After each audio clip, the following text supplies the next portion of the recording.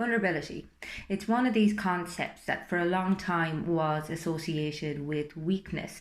However, with, I suppose, Brené Brown bringing it more into everyday discourse, people are realizing that it's actually a strength. And I suppose when something like this happens, particularly when terminology grows on a social media platform, there's a lot of room for it to be misconstrued. And I think it's important for people to understand that vulnerability is something that you should try to manifest, that you should really thrive for. However, it's not something that can be forced. It's organic, nor is it something that should be done for approval or for validation.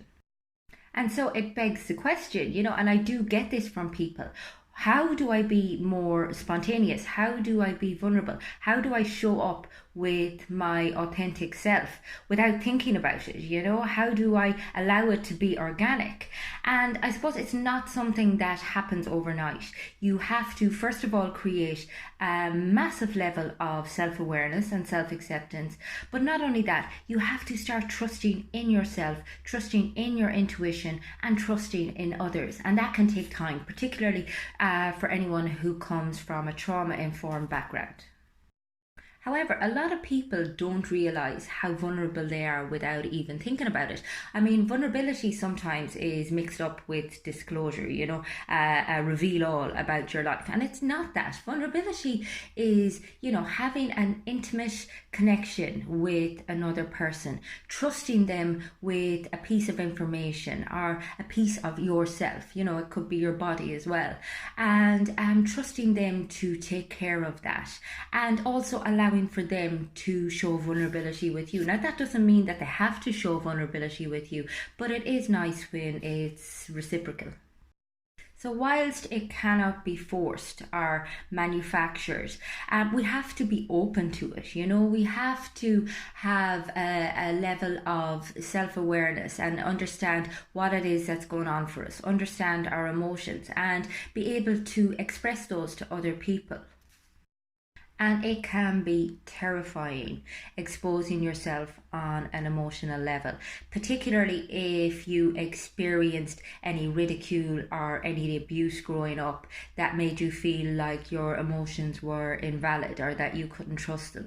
It takes a lot of work before you get to that place. However, there is such freedom and autonomy and strength to be attained from practicing vulnerability in your life. However, the thing is, it'll flow. I mean, once you start doing the work, you'll find yourself wanting to express your needs to other people. You'll find yourself wanting them to understand where you're at.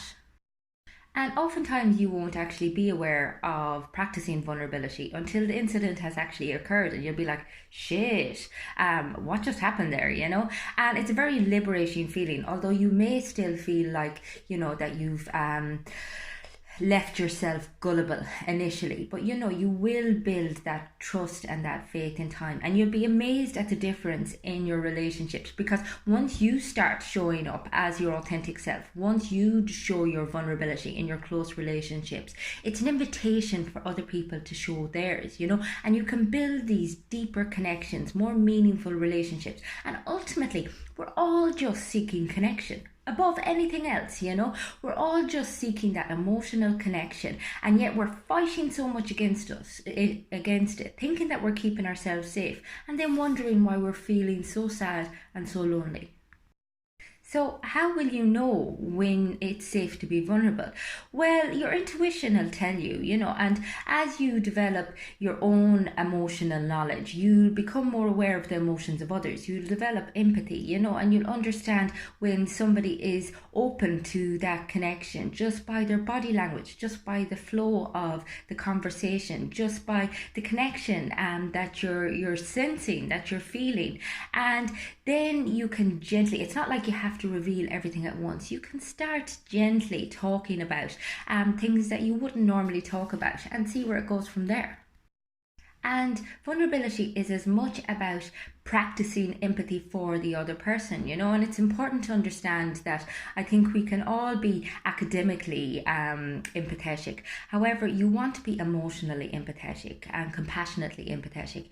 You want to feel their pain in your heart, and oftentimes people will say to me, I don't know how to be empathetic or vulnerable back. You don't have to have had the same experience as somebody. You just need to experience their feeling with them, and it's important to differentiate there, because I think sometimes people feel as if they haven't experienced the same thing, that they're unable to show up for their partner. So these are just some ideas on the whole concept of vulnerability. If you'd like any further information, get in touch on the website. It's fundamentals.ie, or indeed get in touch on Instagram or Facebook, and let your vulnerability become your greatest strength.